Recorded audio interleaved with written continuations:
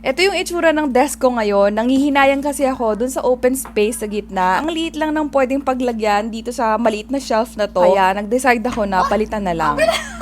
Pinatong lang pala yun doon! Hindi na ako nahirapang tanggalin kasi nakapatong lang pala yung maliit na shelf dun sa dalawang hook. Na-surprise nga ako kung paano siya na-hold ng matagal na ganun lang yung pwesto niya.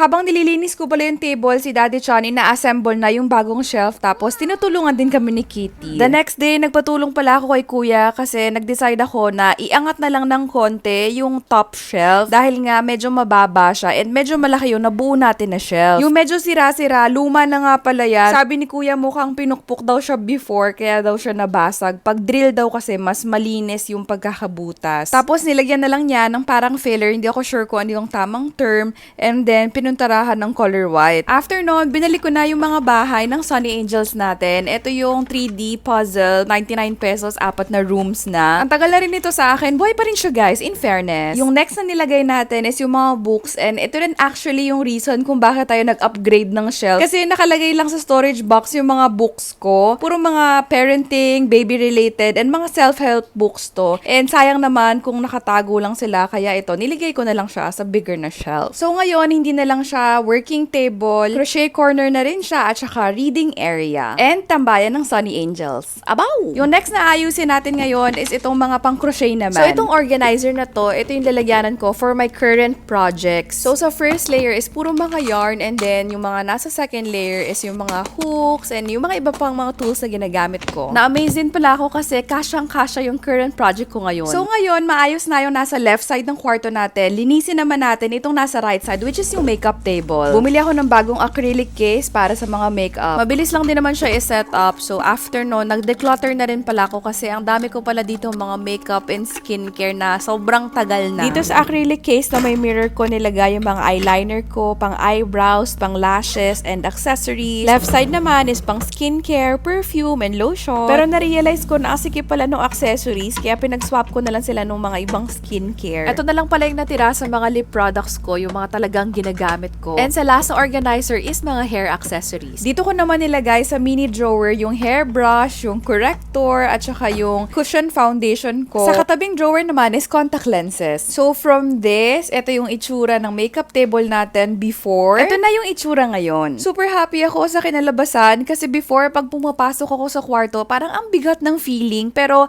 ever since nag-declutter ako and nag-organize, parang gumaan talaga yung feeling. Parang nakaka-happy talaga. Kayo ba? Gaano kayo kadalas mag-declutter ng mga gamit sa bahay ninyo? O kaya naman, kailan yung last time? Comment down below!